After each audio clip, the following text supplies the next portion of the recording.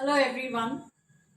In the last lecture, we determined the group of automorphisms of an infinite cyclic group. As a last result in this chapter, we would like to determine the group of automorphisms of a finite cyclic group. So let's begin with the finite cyclic group. Now, if my group is going to be cyclic, firstly it will have to have some generator. Let us take that generator as A. So let G be a cyclic group generated by an element A. Also, this group is given to be finite. So the order of the group will be finite. So in particular, let the order of the group be equal to n. Now because the group is cyclic, we know that order of the group will be equal to order of the generator. So order of A will be equal to n. And when I say the order of the element A is n, it means that n is the least positive integer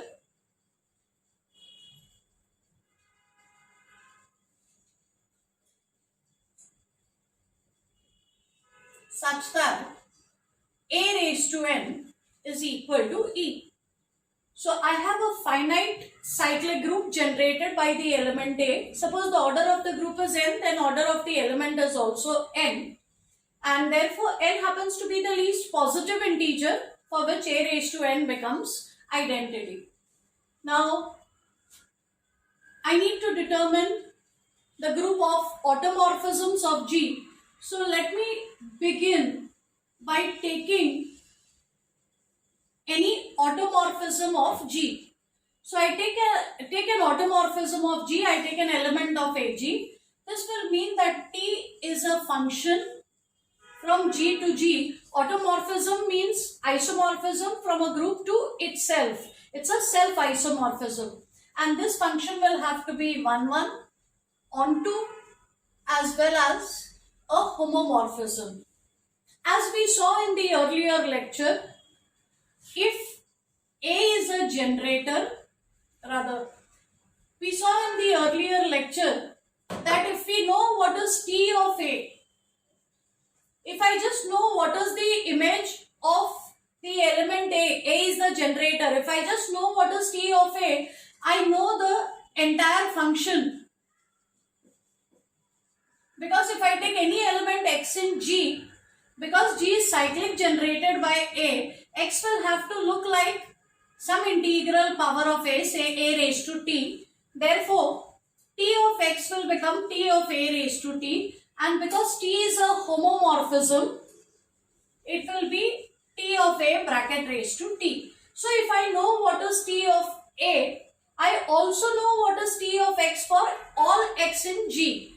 So this element T of the knowledge of T at A determines the function T completely. All I need to know is what is T of A. Then I will know the function T completely. I will know the value of x at every other element in the domain also.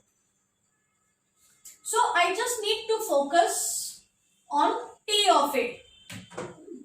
I need to know what all possible values can T of A take. T of A is going to be in the codomain. A is a generator of G. T of A is an element of the codomain. We also know that if A is a generator of G, then this T of A is going to be a generator of the homomorphic image TG.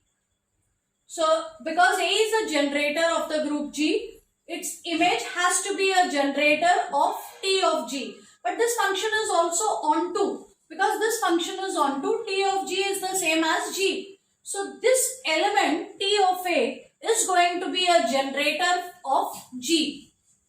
So, it will be not only a generator of the range of the function, it will also be a generator of the codomain. So, T of A is a generator of G. But remember, G is cyclic generated by A and order of G is n. We know that A raised to R is a generator of G if and only if R is relatively prime to n. So any other power of A will also be a generator of G if and only if R is relatively prime to N. Of course, every element in G is going to look like this, a power of A. So we look at which other powers of A generate G. But from an earlier result on cyclic groups, I know that A raised to R will be a generator of G if and only if this condition is satisfied, not otherwise. Therefore, this element T of A has to look like A raised to R, where R is a positive integer smaller than N and R is relatively prime to N. So, if T is an automorphism of G, T of A has to look like this. And once I know what is T of A, as I said, I know the entire function. So, I will introduce a notation at this stage. If T of A is A raised to R, let me denote this function by T suffix R. So, any automorphism of G is going to look like T suffix R, where R is a positive integer which is relatively prime to N. So, if I look at all possible automorphisms of G, my set is going to look like this. AG will contain all functions like TR. TR is defined this way. TR of A is A raised to R. Okay. So, it will contain all such functions where R happens to be a positive integer and R is relatively prime to N. So, every automorphism of G has to look like one such function. So, the set of automorphisms of G will be precisely this. Every automorphism has to look like this and nothing else. So, set of all automorphisms will look like this. However, the catch here is I do not know whether elements in this set are all distinct. So, let me first verify that. So, suppose two elements from this set are equal. Say T raised to R is the same as T raised to S, where both R and S are smaller than N. R is relatively prime to N. S is also relatively prime to N. So, my assumption is that two of the elements in this set, that means two such automorphisms are the same. Let me see what happens. Now, if two such automorphisms are the same, then they are functions. So, at all elements of the domain, at all points of the domain, their images must be equal. So, in particular, TR of A should be the same as TS of A. And therefore, A raised to R will be the same as A raised to S. Let me assume that R is greater than or equal to S so that I can adjust things now. So let me multiply both sides by A raised to S inverse.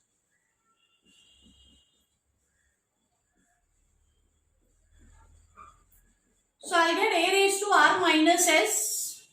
On this side I get the identity. And R is greater than or equal to S, so R minus S is greater than or equal to 0.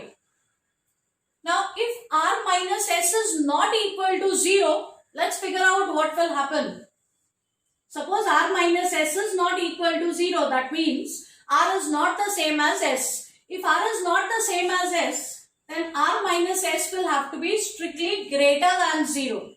So, I have a situation where R minus S is a positive integer, and because both R and S are smaller than N, R minus S will be even smaller. So, R minus S is also going to be less than N.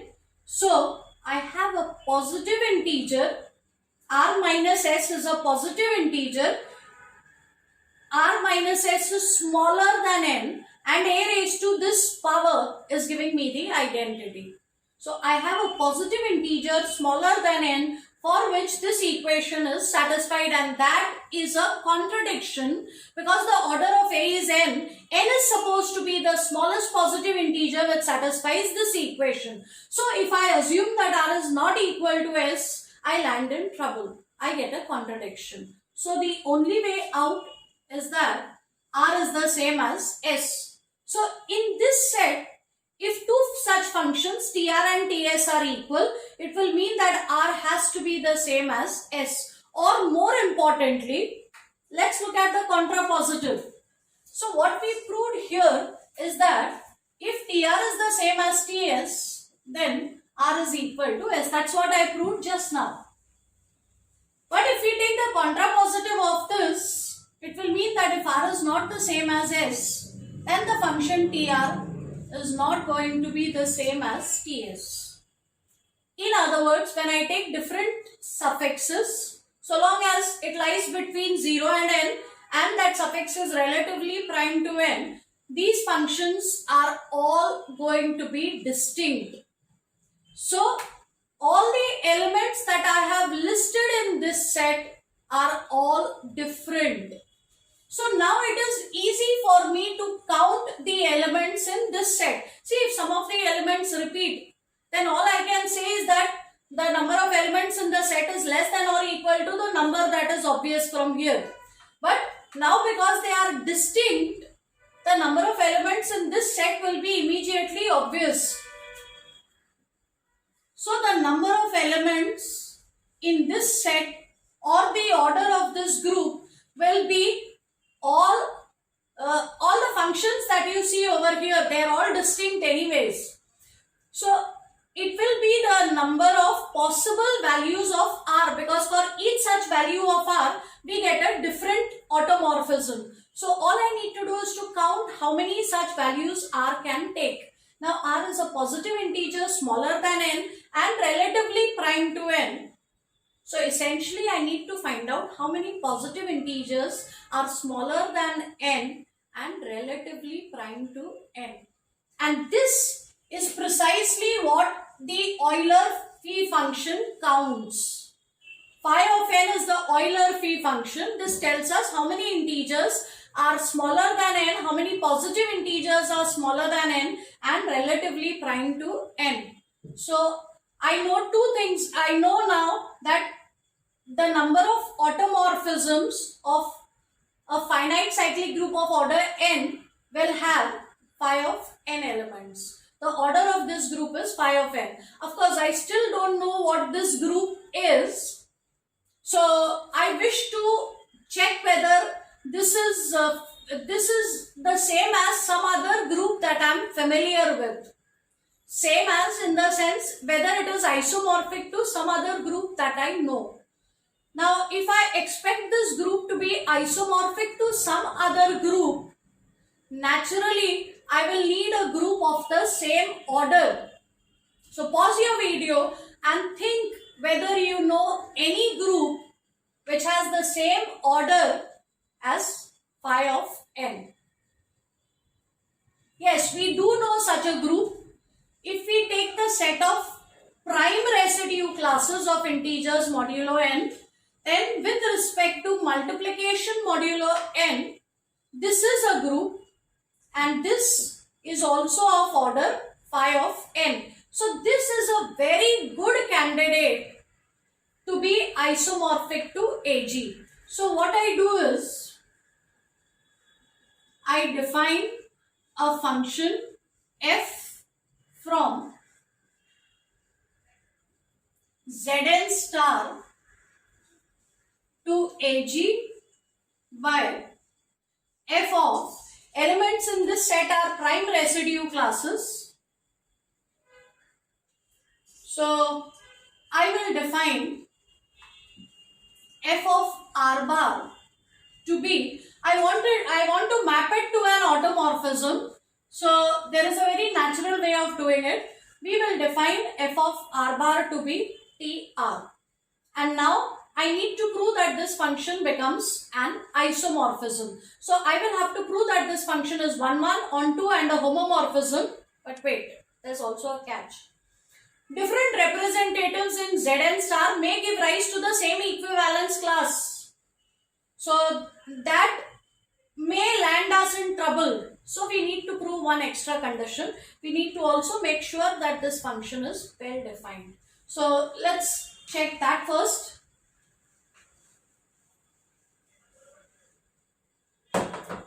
So I claim that this function is well defined.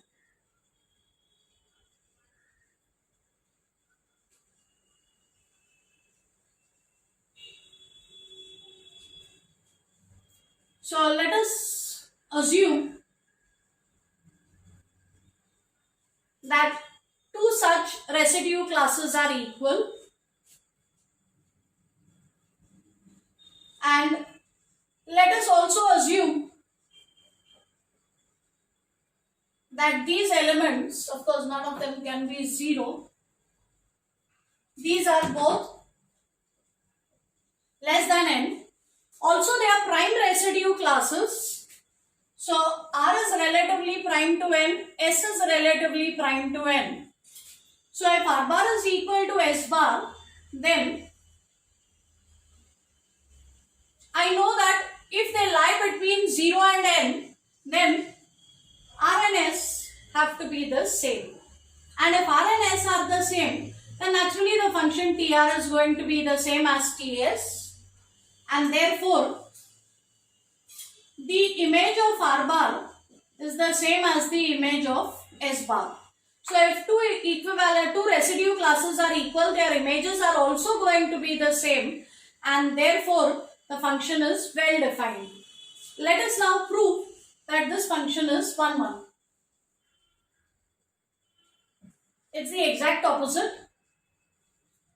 So let us assume that f of R bar is the same as f of S bar. F of R bar is the same as TR. F of S bar is the same as TS. But we have already proved that if TR is equal to TS, then R is the same as S. And if R is the same as S, then R bar will be the same as S bar. And therefore, this function is 1, 1. Let's next prove that this function is onto.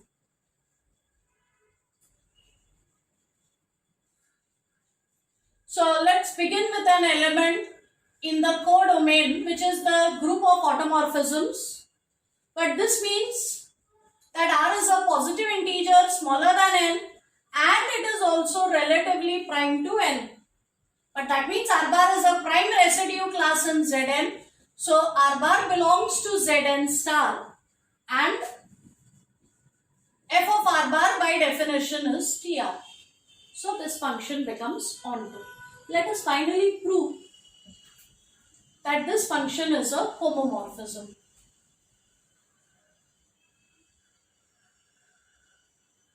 So let R bar and S bar belong to Zn star. Let's start with two elements in the domain. Then f of R bar will be TR and f of S bar will be TS. So if we look at operation in the domain is multiplication modulo n, so R bar multiplication modulo n S bar, and the way to multiply is we multiply the two integers R and S and then take its residue class. So this will be TRS, but it is easy to prove, and this I am going to leave as an exercise, that this is the same as TR composition with TS. So that this becomes f of R bar into f of S bar. And the operation in the codomain group, which is a group of automorphisms, is composition of functions. So this function is indeed a group homomorphism. And therefore it is an isomorphism. So the group AG is isomorphic to the group of prime residue classes of integers modulo n with respect to multiplication modulo n. So that's what the group of automorphisms is going to look like if the group is finite and it is cyclic. That's all in this chapter. We'll meet again, and in the next chapter we will be studying direct product of groups. Thank you.